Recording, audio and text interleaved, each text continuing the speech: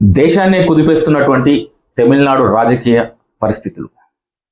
తమిళనాడు రాష్ట్రంలో ఎన్నికలు జరిగి దాదాపు 4 రోజులైనా కానీ కూడా విజయ్కి అనుకూలమైనటువంటి మెజారిటీ వచ్చినా కానీ అక్కడి గవర్నర్ గారు సంఖ్యలు వేస్తున్నారు తనకున్నటువంటి అంకెళ్లకు.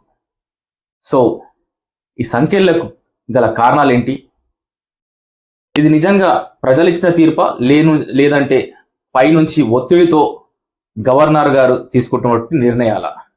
వీటిపైన పూర్తి స్థాయిలో మనం విశ్లేషించుకుందాం. మనతో పాటు ఉన్నారు సామాజిక విశ్లేషకులు మరియు పొలిటికల్ అనాలిసిస్ విష్ణువర్ధన్ రాజు గారు ఉన్నారు. సార్ నమస్తే అండి. నమస్కారం సార్, ముఖ్యంగా ఇప్పుడు తమిళనాడు రాజకీయాలు కనుక మనం ఒకసారి చూసినట్టయితే అక్కడ త్రిముఖ పోటీ జరిగింది. TVK, DMK, AIADMK. అందులో ప్రజలు మటుకు విజయ్ గారికి అత్యధికమైనటువంటి మెజారిటీ ఇచ్చారు. అంటే దాదాపు 108 సీట్లు. సో ఇతను 2 సీట్లు పోటీ చేశారు కాబట్టి 107 అనుకున్నా కానీ కూడా అత్యధికమైనటువంటి మెజారిటీ. సో బల నిరూపణలో తాను 2 సార్లు గవర్నర్ని కలిసినా కానీ కూడా తనకున్నటువంటి అంకెళ్లకు ఒక సంఖ్యలో విధించినట్టుగా ఉంది గవర్నర్ నిర్ణయం. సో దీన్ని మీరు ఎలా విశ్లేషిస్తారు సార్? ఇది భారతదేశంలో 140 కోట్ల మంది ప్రజలు పార్టీ ప్రమేయం లేకుండా ఆలోచిస్తున్న ఏకైక విషయం. 4వ తారీఖు సాయంత్రానికి తమిళనాడులో ఎన్నికల యొక్క రిజల్ట్స్ వచ్చేసినాయి. అందులో టీవీకే పార్టీకి 108 సీట్లు వచ్చినాయి. మీరు అన్నట్టుగా 1 సీటు మనం దాన్ని తీసేయాల్సి వస్తుంది. కారణం ఏమిటి అంటే టీవీకే అధినేత విజయ్ 2 స్థానాలలో పోటీ చేసి 2 గెలుపొందారు కాబట్టి ఒకటి ఎలాగైనా రాజీనామా చేస్తారు కాబట్టి 107 వాళ్ళ 107 వాళ్ళ స్ట్రెంత్ అని అనుకుంటారు. బాగు ఇప్పుడు జరగాల్సింది ఏమిటి?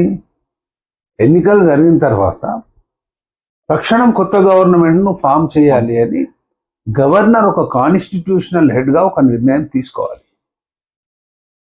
కానీ 4th నుంచి ఈరోజు 8th వరకు కూడా గవర్నర్ గారు నిర్ణయం తీసుకోలేదు. ఎందుకు తీసుకోలేదు? టీవీకేకు 107 సీట్లు మాత్రమే ఉన్నాయి, పూర్తి మెజారిటీ లేదు. కాబట్టి ఆయనకు నేను ప్రస్తుతం అవకాశం ఇవ్వలేను అని చెప్పడం జరిగింది. ఇక్కడ ఒక ప్రశ్న ఉన్నది. టీవీకేకు 107 సీట్లు అబ్సల్యూట్ మెజారిటీ లేదు, అందరూ ఒప్పుకోవాల్సిందే. కానీ టీవీకే కాకుండా వాళ్ళు ఆల్టర్నేట్గా ఎవరికి ఉన్నాయి సీట్లు?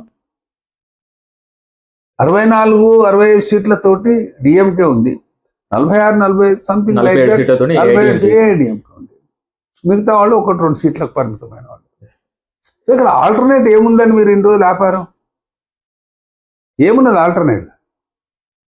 107 సీట్లు ఉన్న వాడికి మీరు అవకాశం ఇవ్వకుండా మీరు ఏమి చేయాలనుకొని ఆపారన్న ప్రశ్న 140 కోట్ల మంది ప్రజలు ఈరోజు వేస్తున్నారు. సమాధానం చెప్పాల్సిందే. అవును సార్. మీరు కాన్స్టిట్యూషనల్గా ఉన్న ఆ నియమాలు, రూల్స్ ఏమి చెప్పినా కానీ సామాన్య మానవునికి పట్టవు. మీరు ఏం మాట్లాడుతున్నారు అనేది మాకు ముఖ్యమని అంటారు. ఈరోజు ఏం జరిగింది? ఒక పిల్లవాడు విజయ్, ఖచ్చితంగా చెప్పాలంటే ఒక పిల్లవాడు, ఒక 50 సంవత్సరాల యువకుడు తమిళనాడు లాంటి ఒక ప్రాంతీయతను మాత్రమే గౌరవించే ఒక తమిళనాడులో తాను ఒక శక్తిగా నిరూపించుకున్నాడు. Undoubted sir. ఒక శక్తి విజయ్.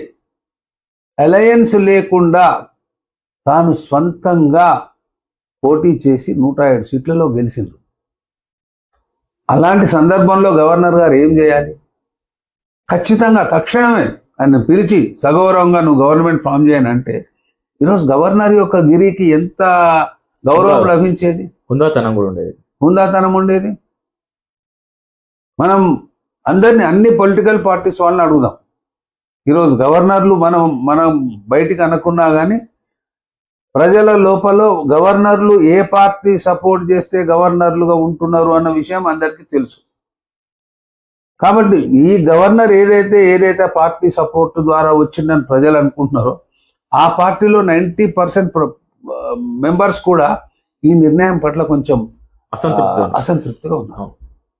ఇది ఒప్పుకోవాలి ఖచ్చితంగా. ఆయన ఎక్స్ పార్టీ నుంచి రిప్రజెంట్ చేస్తున్నారని చాలా మందికి తెలుసు. వాళ్ళ ఎక్స్ పార్టీలో 90% మంది ఇది తప్పు నిర్ణయం అన్నప్పుడు మీ నిర్ణయం దేన్ని బలపరుస్తుందని తీసుకున్నారని? ఇది ప్రజాస్వామ్య విలువలకు ఏమన్నా గౌరవం ఇచ్చినట్ట, లేకుంటే ఉన్న గౌరవాన్ని తీసేసినట్ట? ప్రజలు ఇప్పటికే ఈ యొక్క ప్రభుత్వాలు, ఈ యొక్క వ్యవస్థ వల్ల విసిగి వేసారిపోయింది. ఇలాంటి చర్యల వల్ల ఇంకా ప్రజలకు ఏ రకమైన అభిప్రాయం దృఢమవుతుంది? ఏమవుతుంది? ఏమనుకుంటారు ప్రజలు? తమిళనాడులో out of 5 crores people voters 2.5 crores ఒక వ్యక్తిని ఎన్నుకున్నాక ఆయనను కాదని మీరు 4 రోజులు విలువైన సమయాన్ని మీరు వృధా చేయడం కాకుండా విజయ్ అనే ఒక విజయుణ్ణి మీరు వ్యధాభర్తిని చేయలేదా? ఆయన మనసు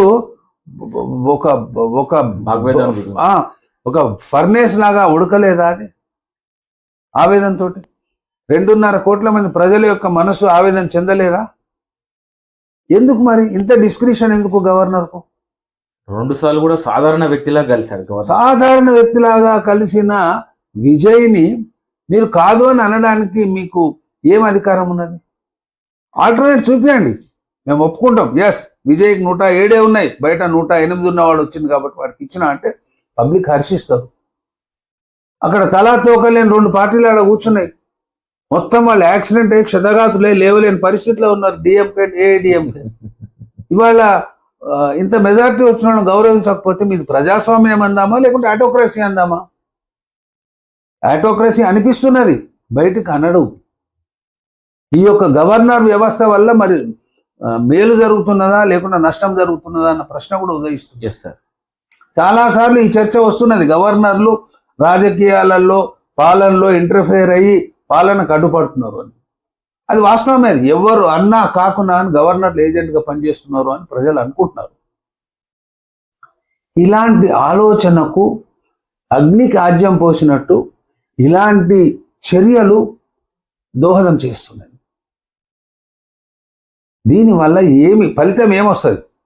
ఓవరాల్గా ప్రజలు, మై డియర్ పబ్లిక్, మీరంతా ఫూల్స్ అని చెప్పినట్టు అనిపిస్తున్నారు.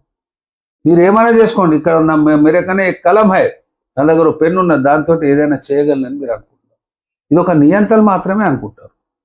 మరి నియంతృత్వ ధోరణి ఎందుకు? వై? చాలాసార్లు అసెంబ్లీలో కొన్ని బిల్స్ పాస్ అయ్యి గవర్నర్ దగ్గర ఇట్లా పెండింగ్ ఉంటుంటాయి. వై? అసెంబ్లీ కంటే గొప్పవాళ్ళ? ఇప్పుడు నిజంగా ఏమైనా కాన్స్టిట్యూషనల్ హర్డిల్స్ ఉన్న వాటిని మీరు ఆపి దేశానికి నష్టం కలిగించేటంటే ఏదైనా ఒకటి అలా చేస్తే పర్వాలేదు.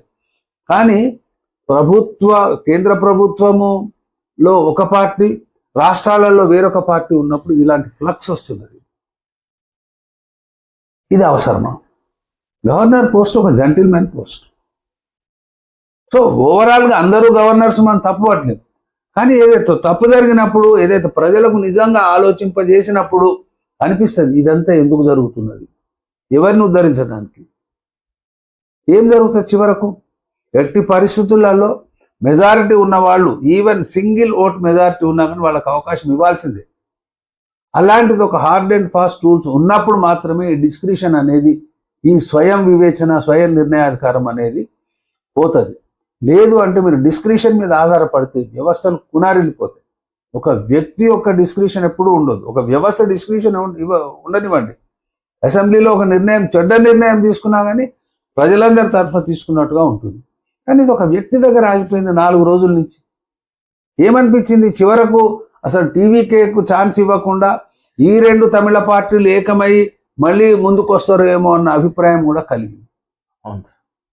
అందరికి కలిగింది. అది ఏదో కుట్ర జరుగుతున్నది అన్న అభిప్రాయం జరిగింది. ఇది అవసరమా? ప్రజాస్వామ్యంలో భారతదేశం ప్రపంచంలో అత్యంత పెద్ద ప్రజాస్వామ్య దేశం అని చెప్పుకునే ఒక దేశంలో ఇలాంటి పరిస్థితి ఎదురైనప్పుడు ప్రజలకు మీరు ఏ విధమైన సందేశాన్ని ఇస్తున్నారు అని ఆలోచించాలి. కేంద్ర ప్రభుత్వం ఆలోచించాలి, రాష్ట్ర ప్రభుత్వాలు ఆలోచించాలి, గవర్నర్లు కూడా ఆలోచించాలి. Don't be biased. చాలా తప్పది. మీరు చాలా నిష్పక్షపాతంగా ఉంటేనే ప్రజలకు వ్యవస్థ మీద నమ్మకం ఉంటుంది. అదర్వైజ్ ఆల్మోస్ట్ ప్రజలు ఇప్పుడు శంకలో బతుకుతున్నారు. ఒక డౌట్ఫుల్ థింకింగ్ ఉన్నది అందరికీ. కాబట్టి అలాంటి శంకను దూరం చేయాల్సిన అవసరం ఉన్నది. ఇప్పటికైనా గవర్నర్లు చాలా చిత్తశుద్ధితోటి ఏ రకమైన రాగద్వేషాలకు లోను కాకుండా, ఎవరి ఒత్తిళ్లకు లోను కాకుండా, వాళ్ళు ముందు ఏదైతే కనిపిస్తున్నదో అదే నిజమని భావించి దాన్ని మాత్రమే వాళ్ళు అమలు పరచాలి. లేనట్టయితే ఈ వ్యవస్థ మనకు ఒక శత్రువు అన్న అభిప్రాయం ప్రజలలో కలుగుతున్నది. ఆల్రెడీ ఇప్పుడు తమిళనాడులో మనం చూస్తున్నాం సార్, అది అభిప్రాయానికి నిర్ధారించుకున్నారు. తమిళనాడులో తమిళ ప్రజలే కాదు, బయటి ప్రజలు కూడా అనుకుంటున్నారు ఇదంతా ఒక రాజకీయ కుట్ర జరుగుతున్నది. దీనివల్ల కేంద్ర ప్రభుత్వానికి కూడా తప్పకుండా నష్టం జరుగుతుంది. ఇది ఒప్పుకోవలసిన సత్యం. కేంద్ర ప్రభుత్వంలో ఉన్న పార్టీ అనుయాయులు కూడా చాలా మంది ఈ పరిణామాల పట్ల అసమ్మతితోటి ఉన్నారు, అసంతృప్తితోటి ఉన్నారు. కాబట్టి ఇలాంటి చర్యలు జరగకూడదు.